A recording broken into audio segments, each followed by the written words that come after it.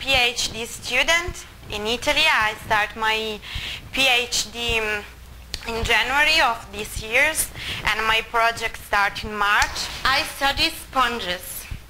Sponges live in marine, mostly of them, but also in fresh water. But there are very few the species that live in the fresh waters.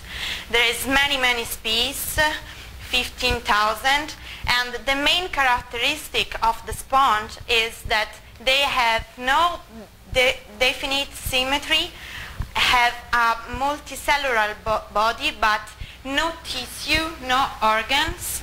They can have a reproduction sexually, but also asexually reproduction. This is the main characteristic, and after you can understand why I tell you these things. Okay, in the past, the sponges start to have a commercial value because they were selling for a bath sponge. So all the fishermen start to catch a lot of sponge from the sea. But the price of a bath sponge, okay, it's high, but not so high. After 1950, Bergman found very important molecules from a tropical sponge. His name is Cryptothetia crypta, and these molecules you can use for treat disease like cancers, viral disease like AIDS, and leukemia. After that, many works get out. Disidea vara, a Mediterranean species and common in other sea of the world, have an important molecules. His name is Avarol. Avarol is used now for treat disease like anti-psoriasis disease of the skin. But I talked before, commercial values for a bath sponge was high, but not so high. But for 1 milligram of Avarol, how the people can spend for 1 milligram of Avarol? $2,000 for 1 milligram. The problem is that 1 kilo of Disidea vara produce only 3 grams of Avarol. It's not so much. So these molecules, biomolecules, you can call high value added biomolecules. And this molecule occurs in tracts in the organism. So we need to cultivate them for have more and more substances. I tell you before that the sponge have no tissue and are very simple. So you can cut a piece of sponge, put in a fire, and they start to grow.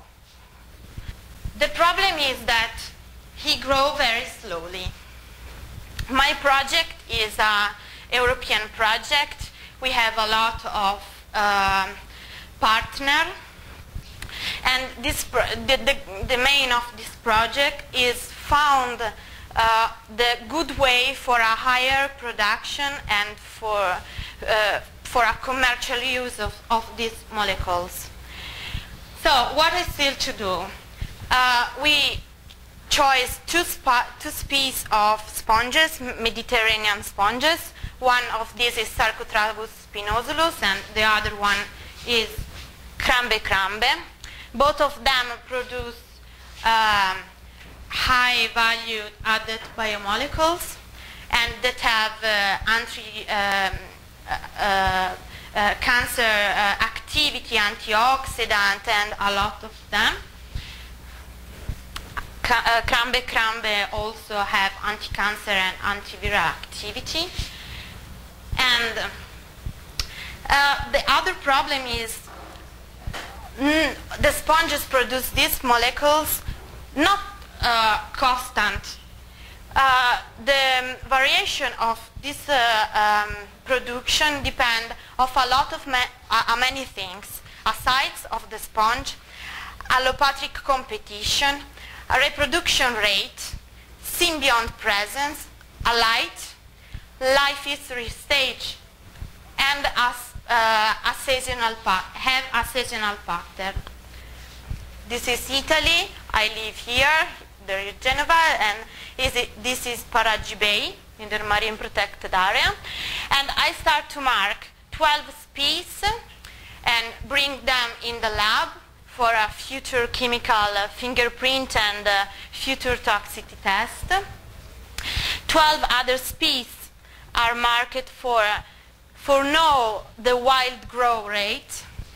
Other 12 species are marked, and half of this piece is already in the farm and the half is in the wild. And I want to understand if you cut a piece of the sponge, the grow rate change or not, and how is the grow rate farm also.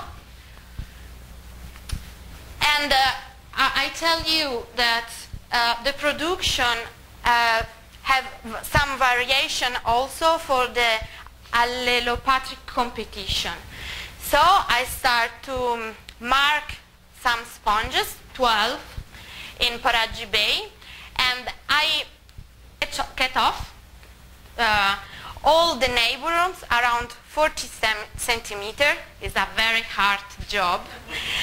I took off all the neighborhoods for a qualitative experiment, and I do photos also for a quantitative knowledge. And every season I go there, I catch off all the neighborhood around, and I would like to know if without neighborhood, without allelopathic competition, they produce again molecules. Because in a farm, there is no competition. And the same I do for the associated bacterial, because inside the sponge body there is a lot of bacteria. And I start to cultivate the superficial bacteria, but the problem is that not all the superficial bacteria of the sponge is cultivated. The goal of me is found ecological condition for a massive production, and maybe it's possible to find that. For a faster growing rate, I think that is nearly impossible, but it could be. But maybe genetics could help us finding the gene involved in the production and use it in a vector for a faster replication. But this is my rate. That's it.